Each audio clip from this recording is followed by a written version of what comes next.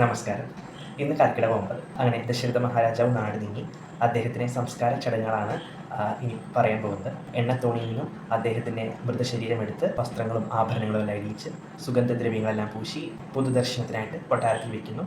ശേഷം മുറപ്രകാരം അദ്ദേഹത്തിൻ്റെ സംസ്കാര ചടങ്ങുകളെല്ലാം നിർവഹിക്കുന്നു. അതിനുശേഷം വസിഷ്ഠ മഹർഷി വന്നിട്ട് ഭരതനോട് പറയുന്നുണ്ട്, മഹാരാജാവ് എന്തായാലും കൈകേയി ദേവിക്ക് വരം കൊടുത്തതാണ്. തൽഫലമായിട്ട് ഭരതകുമാരൻ തന്നെ അയോധ്യയുടെ രാജ്യം ഭരിക്കണമെന്ന് വസിഷ്ഠ മഹർഷി പറയുകയാണ്. ഇത് കേട്ട് ഭരതകുമാരൻ പറയുന്നുണ്ട്, അയോധ്യയുടെ രാജ്യം പിതാവിന് ശേഷം അത് ജ്യേഷ്ഠനുള്ളതാണ്. ഞാൻ ഒരിക്കലും അയോധ്യയുടെ സിംഹാസനത്തിൽ അമരുകയില്ല. ഞാൻ നാളെ തന്നെ പരിവാരസമേതം ജ്യേഷ്ഠനെ തിരിച്ചു വിളിക്കാനായിട്ട് പുറപ്പെടുകയാണെന്ന് പറയുന്നുണ്ട്. വസിഷ്ഠ മഹർഷിയോടും സുമന്ത്രരോടും പറയുന്നുണ്ട്, നാളെ പുലർക്കാലം തന്നെ കൈകേയി മാതാവ് ഒഴിച്ചുള്ള മാതൃസ്ത്രീജനങ്ങളും എല്ലാവരും പരിവാര സമയത്ത് നമ്മൾ കാനനത്തിലേക്ക് പോവുകയാണ്. അപ്പോൾ അതുകൊണ്ട് തന്നെ രാവിലെ എല്ലാവരും പുലർക്കാലെ തയ്യാറായി നിൽക്കുവാൻ ഭരതകുമാരൻ പറയുകയാണ്. അതുപോലെ തന്നെ രാമദേവൻ തിരിച്ച് അയോധ്യയിലെത്തുന്നത് വരെ തങ്ങളും താപസവേഷം പൂണ്ട് മൂലഫലങ്ങൾ മാത്രം ഭക്ഷിച്ചായിരിക്കും ജീവിക്കുകയുള്ളൂ എന്നും വസിഷ്ഠ മഹർഷിയോട് ഭരതശത്രുഘ്നന്മാർ പറയുന്നുണ്ട്. അങ്ങനെ പിറ്റേ ദിവസം ഭരതശത്രുഘ്നന്മാർ കാനനത്തിലേക്ക് ശ്രീരാമദേവനെ തിരിച്ചു വിളിക്കുവാനായിട്ട് പോവുകയാണ്. അങ്ങനെ അവർ ആദ്യം നിഷാദ് രാജാവായ ഗുഹന്റെ വാസസ്ഥാനത്തെത്തുകയാണ്. ഗുഹൻ നോക്കുന്ന സമയം ഒരു പട തന്നെ ശൃംഗിവേരെ പോലും ലക്ഷ്യമാക്കി നീങ്ങി വരുന്നത് കണ്ടു. അപ്പോൾ അവിടെയുള്ള ഗുഹന്റെ കിങ്കരന്മാരോട് ഗുഹൻ പറയുന്നുണ്ട്, ഞാൻ അവിടെ പോയിട്ട് അവരുടെ നിജസ്ഥിതി എന്താണെന്ന് മനസ്സിലാക്കിയിട്ട് വരാം. അവർ നല്ലവരാണെങ്കിൽ നമുക്ക് നദി കടത്തിവിടാം, ഇല്ല എങ്കിൽ നമുക്ക് അവരോട് യുദ്ധം ചെയ്യാമെന്ന് പറയുന്നുണ്ട്. അങ്ങനെ ഗുഹൻ ഭരതശത്രുഘ്നന്മാരുടെ അടുത്ത് പോയി നമസ്കാരം ചെയ്യുന്നുണ്ട്. ഭരതനും തിരിച്ച് നമസ്കാരം ചെയ്യുന്നുണ്ട്. അപ്പോൾ ഭരതൻ പറയുന്നുണ്ട്, ഞാൻ അയോധ്യയിലെ ദശരഥ മഹാരാജാവിൻ്റെ പുത്രനാണ്, ഭരതൻ എന്നാണ് പേര്. നമ്മുടെ ജ്യേഷ്ഠൻ ശ്രീരാമദേവനെയും അദ്ദേഹത്തിൻ്റെ പത്നി സീതാദേവിയും അനുജൻ ലക്ഷ്മണകുമാരനെയും തിരിച്ച് അയോധ്യയിലേക്ക് കൊണ്ടുപോകുവാനായിട്ട് വന്നതാണ് ഞങ്ങളെന്ന് പറയുന്നുണ്ട്. അപ്പോൾ ഗുഹൻ പറയുന്നുണ്ട്, ശ്രീരാമദേവനും സീതാദേവിയും ലക്ഷ്മണകുമാരനും ഇവിടെ വന്നിരുന്നു, അവരിവിടെയാണ് ശയിച്ചിരുന്നതെന്നൊക്കെ പറയുന്നുണ്ട്. അപ്പോൾ ഇത് അവർ ശയിച്ച സ്ഥലമൊക്കെ കാണുമ്പോഴത്തേക്കും ഭരതകുമാരൻ അറിയുന്നുണ്ട്. അങ്ങനെ അവർക്ക് നദി കടക്കുവാനായിട്ട് 500 തോണി ഗുഹൻ കൊണ്ടുവരികയും ആ 500 തോണിയിൽ വന്ന ആളുകളെ മുഴുവനായിട്ട് നദി കടത്തി ചിത്രകൂടാചലത്തിലേക്ക് കൊണ്ടുപോവുകയാണ് ചെയ്യുന്നത്. അങ്ങനെ അവർ ചിത്രകൂടാചലത്തിൽ ഭരദ്വാജ മുനിയുടെ ആശ്രമത്തിലെത്തുകയും വൃത്താന്തങ്ങളെല്ലാം ഭരദ്വാജ മുനിയോട് പറയുകയും ചെയ്യുന്നുണ്ട്. അങ്ങനെ അവരന്ന് അവിടെ ഭരദ്വാജ മുനിയുടെ ക്ഷണം സ്വീകരിച്ച് അന്ന് അവിടെ വസിക്കുകയും ചെയ്തു. പിറ്റേ ദിവസം അവർ ഭരദ്വാജ ആശ്രമത്തിൽ നിന്നും ശ്രീരാമദേവൻ വസിക്കുന്ന പർണശാലയിലേക്ക് എത്തുകയാണ്. ശ്രീരാമദേവനെയും സീതാദേവിയും ലക്ഷ്മണകുമാരനെയും കണ്ട ഭരതശത്രുഘ്നന്മാർ ഓടിച്ചെന്ന് അവരെ ആലിംഗനം ചെയ്യുകയും സീതാദേവിയുടെയും ശ്രീരാമദേവന്റെയും കാൽക്കൽ വീണ് നമസ്കരിക്കുകയും ചെയ്യുന്നുണ്ട്.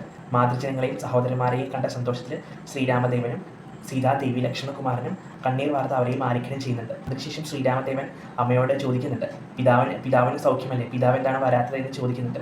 ഇത് കേട്ട് വസിഷ്ഠ മഹർഷി ശ്രീരാമദേവനോട് പറയുന്നുണ്ട്, നിങ്ങൾ മൂവരും അയോധ്യയിൽ നിന്നും പോന്ന ശേഷം ദശരഥ മഹാരാജാവ് വളരെയധികം ക്ഷീണിതനായിരുന്നു. നിത്യവും രാമരാമയിൽ ജപിച്ച് ശ്രീരാമദേവനെയും സീതാദേവിയും ലക്ഷ്മണകുമാരനെയും ഓർത്ത് അദ്ദേഹം കരഞ്ഞ് ഇഹലോകവാസം വെടിഞ്ഞുവെന്ന് വസിഷ്ഠ മഹർഷി ശ്രീരാമദേവനോടായിട്ട് പറയുന്നുണ്ട്. ഇത് കേട്ട ശ്രീരാമദേവൻ നിലത്ത് വീണ് കരയുകയാണ്. ഒപ്പം സീതാദേവി ലക്ഷ്മണകുമാരനും കരച്ചിലടക്കാൻ കഴിയാതെ ശ്രീരാമദേവനോടൊപ്പം കരയാൻ തുടങ്ങി. ഇത് കണ്ട മാതൃജനങ്ങൾ അവരെ മൂവരെയും ആശ്വസിപ്പിക്കുകയാണ്. അതിനുശേഷം വസിഷ്ഠ മഹർഷിയുടെ നിർദ്ദേശപ്രകാരം ശ്രീരാമദേവനും ലക്ഷ്മണകുമാരനും മന്ദാകിനി നദിയിൽ കുളിച്ച് ഈറനൊടുത്ത് പിതാവിന് വേണ്ടിയിട്ടുള്ള ഉദകക്രിയകളൊക്കെ മുറ പോലെ ചെയ്തു തീർക്കുകയും ചെയ്യുന്നുണ്ട്. അങ്ങനെ ബലിതർപ്പണത്തിനൊക്കെ ശേഷം ഭരതകുമാരൻ ശ്രീരാമദേവനോട് പറയുന്നുണ്ട്, ഇനി അങ്ങ് അയോധ്യയിലേക്ക് എഴുന്നള്ളിയാലും അയോധ്യയുടെ സിംഹാസനം അങ്ങേക്ക് വേണ്ടി കാത്തിരിക്കുകയെന്ന് പറയുന്നുണ്ട്. അപ്പോൾ ആ സമയം ശ്രീരാമദേവൻ പറയുന്നുണ്ട്, പിതാവിൻ്റെ വാക്കാണ് 14 വർഷം ഞാൻ വനവാസത്തിന് പോകണമെന്നും ഭരതകുമാരൻ രാജ്യം ഭരിക്കണമെന്നും. പിതാവിൻ്റെ വാക്ക് പാലിക്കാത്ത പുത്രന്മാർ നരകത്തിൽ പോകും. അതുകൊണ്ട് തന്നെ ഞാൻ 14 വർഷത്തിന് ശേഷം മാത്രമേ തിരിച്ച് അയോധ്യയിലേക്ക് വരുന്നുള്ളൂ എന്ന് പറയുന്നുണ്ട്. ഇത് കേട്ട ഭരതൻ പറയുന്നുണ്ട്, എന്നാൽ ഞാൻ ലക്ഷ്മണകുമാരനെ പോലെ അങ്ങേ അനുഭവിക്കാം, ഞാൻ അങ്ങില്ലാതെ അയോധ്യയിലേക്ക് തിരിച്ചു പോകില്ല എന്നൊക്കെ പറയുന്നുണ്ട്. അങ്ങനെ ഭരതകുമാരനെ ആശ്വസിപ്പിച്ച് ശ്രീരാമദേവൻ 14 വർഷത്തിന് ശേഷം അയോധ്യയിലേക്ക് തിരിച്ചെഴുന്നള്ളും എന്ന് പറയുകയും ചെയ്യുന്നുണ്ട്. ഇത് കേട്ട ഭരതകുമാരൻ പറയുന്നുണ്ട്, അങ്ങനെയാണെങ്കിൽ ഞാൻ അങ്ങയുടെ പാദുകം സിംഹാസനത്തിൽ വെച്ച് രാജ്യം ഭരിച്ചോളാം എന്ന് പറയുന്നുണ്ട്. അങ്ങനെ ശ്രീരാമദേവൻ്റെ പാദുകം തലയിലേറ്റി ശ്രീരാമദേവനെ പ്രദക്ഷിണം വെച്ചിട്ട് ഭരതകുമാരൻ അയോധ്യയിലേക്ക് പരിവാരസമേതം തിരിച്ചു പോവുകയാണ്. അപ്പോൾ തിരിച്ചു പോകുന്നതിന് മുമ്പ് ഭരതകുമാരൻ ശ്രീരാമദേവനോട് ഒരു കാര്യം കൂടെ പറയുന്നുണ്ട്, 14 വർഷത്തെ വനവാസത്തിന് ശേഷം തിരിച്ചങ്ങ് വന്നില്ല എങ്കിൽ പിറ്റേ ദിവസം തന്നെ ഞാൻ അഗ്നിയിൽ ചാടി ആത്മാഹുതി ചെയ്യുമെന്നും ശ്രീരാമദേവനെ ഓർമ്മപ്പെടുത്തുന്നുണ്ട്. തിരിച്ച് അയോധ്യയിലെത്തിയ ഭരതശത്രുഘ്നന്മാർ ശ്രീരാമദേവന്റെ പാദകം സിംഹാസനത്തിൽ വയ്ക്കുകയും താപസ വേഷം പൂണ്ടുകൊണ്ട് അയോധ്യ രാജ്യത്തിന് പുറത്ത് നന്ദി ഗ്രാമത്തിലിരുന്ന് അയോധ്യ രാജ്യം ഭരിക്കുകയാണ് ചെയ്യുന്നത്.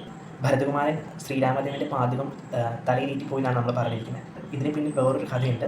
ആ കഥ നമുക്ക് വഴിയെ പിന്നീട് പറഞ്ഞു തരാം. അങ്ങനെ ഭരതശത്രുഘ്നന്മാർ തിരിച്ച് അയോധ്യയിലേക്ക് പോയ ശേഷം ശ്രീരാമദേവൻ ലക്ഷ്മണകുമാരനോടും സീതാദേവിയോടുമായിട്ട് ഇങ്ങനെ പറയുന്നുണ്ട്, ഇനി നമുക്കിവിടെ താമസിക്കേണ്ട, നമുക്ക് വേറൊരു സ്ഥലത്തേക്ക് മാറി താമസിക്കാമെന്ന് പറയുന്നുണ്ട്. അല്ലെങ്കിൽ ഇനിയും അയോധ്യയിൽ നിന്ന് ആളുകൾ ഇങ്ങോട്ടേക്ക് വരാനുള്ള സാധ്യത കാണുന്നുണ്ട്, അതുകൊണ്ട് നമുക്ക് ഇവിടെ നിന്ന് മാറി താമസിക്കാമെന്ന് പറയുന്നുണ്ട്. അവർ അങ്ങനെ വനത്തിനുള്ളിലൂടെ കുറേ ദൂരം സഞ്ചരിച്ച് അവസാനം അത്രി മഹർഷിയുടെ ആശ്രമത്തിലേക്ക് എത്തിച്ചേരുകയാണ് ചെയ്യുന്നത്. അങ്ങനെ ശ്രീരാമദേവനെയും സീതാദേവിയും ലക്ഷ്മണകുമാരനെയും കണ്ട അത്രി മഹർഷിയും അദ്ദേഹത്തിൻ്റെ പത്നി അനസൂയ ദേവിയും അവരെ ആചാര്യപൂർവ്വം സ്വീകരിച്ച് അവർക്കുള്ള ഭക്ഷണങ്ങളൊക്കെ തയ്യാറാക്കി കൊടുക്കുന്നുണ്ട്.